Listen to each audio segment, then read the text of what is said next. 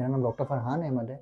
आजकल जो सबसे कॉमन डिज़ीज़ लोगों के अंदर देखी जा रही है उसमें गला ख़राब रहना और साथ में बुखार होना, ये बहुत ही कॉमन प्रॉब्लम है जो कि आजकल मरीज़ों में देखा जा रहा है, जिसमें मरीज़ 2 दिन तक बुखार के साथ प्रेज़ेंट करते हैं। और इसमें इम्पॉर्टेंट चीज़ ये है कि पेशेंट को हाई ग्रेड फ़ीवर होता है, जिसका मतलब है कि मरीज़ को 100 से ज़्यादा बुखार होता है, 100 डिग्री फ़ारेनहाइट से।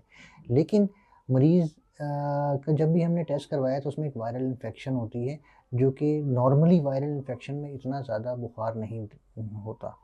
तो इसमें इस वायरल इन्फेक्शन को हमने जब मुख्तलिफ़ दवाइयों के साथ ट्रीट करके देखा एक बड़े हॉस्पिटल में, तो हमें पता चल रहा है कि ये एक बहुत रेज़िस्टेंट किस्म का वायरल इन्फेक्शन है, जिसको अभी तक डायग्नोज़ तो नहीं किया जा सका कि कौन-सा वायरस है। लेकिन इसके साथ-साथ वायरल इन्फेक्शन के साथ-साथ ये देखा जा रहा है कि एक तो सफ़ेद खुलिये बढ़ जाते हैं और उसके साथ आपका जो है आयरन या फ़ोलिक एसिड की डेफ़िशिएंसी होती है।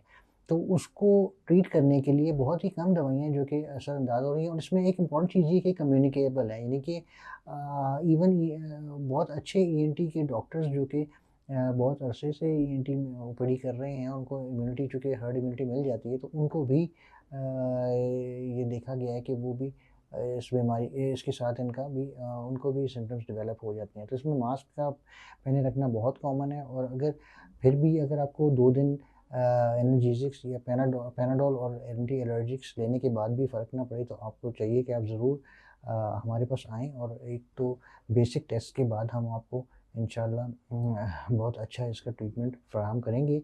और ज़रूरत पड़ी तो फिर हम मरीज़ को इंडोर फैसिलिटी भी देते हैं, जिसमें आइसोलेशन वार्ड हमारे पास अवेलेबल होता है। इसके अलावा हमारे पास जो बच्चों में कॉमन आजकल देखा जा रहा है, चेहरे पे सूजन, जिसको मम्प्स कहा जाता है, जो कि वायरल इन्फेक्शन होती है और वो थूक बनाने वाले गुदूद में होती है, वो देखी जा रही है कॉमन। हालाँकि हमारे पास तकरीबन तमाम बच्चों को हिफाज़ती टीके दिए जाते हैं और उनको लाइफ़ टाइम इम्यूनिटी मिल जाती है मम्प्स के लिए।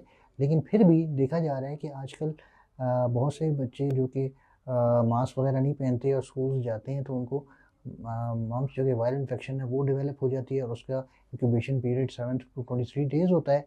तो मरीज़ को हमने आइसोलेशन वार्ड में मास्क पहना के रखना होता है और मेडिसिन देनी होती है, क्योंकि इसमें कुछ कॉम्प्लिकेशन होने के चांसेस होते हैं, जिसमें ऑर्काइटिस, थायरॉइडाइटिस, मेनिंजाइटिस और आर्थराइटिस होने के चांसेस होते हैं। तो उसको हमें आइसोलेशन वार्ड में प्रॉपर्ली ट्रीट करने की ज़रूरत होती है। तो ये भी एक कॉमन डिज़ीज़ है जो कि देखी जा रही है। तीसरी इम्पॉर्टेंट चीज़ जो अम, आपको सीज़नल एलर्जिक राइनाइटिस देखा जाता है, जो कि मार्च, अप्रैल, सितंबर, अक्टूबर में वेरी कॉमन है। उसमें नाक से पानी बहना, नाक में ख़ारिश होना, नाक बंद रहना और जो है छींकें आना। ये 4 चीज़ों का मुरक्कब है और इसमें जो है पेशेंट को एलर्जिक राइनाइटिस कहते हैं। और इसको हम बाकायदा टेस्ट के साथ डायग्नोज़ करने के बाद ट्रीट करते हैं। और अगर पेशेंट को पूरा साल एलर्जी के सिम्पटम्स रहे, जिस तरह के इस्लामाबाद के बहुत से लोगों में रहता है, चूँकि यहाँ पर बहुत सारा ग्रीन एरिया है, तो फिर उनको हम एलर्जी की वैक्सीनेशन भी कर देते हैं।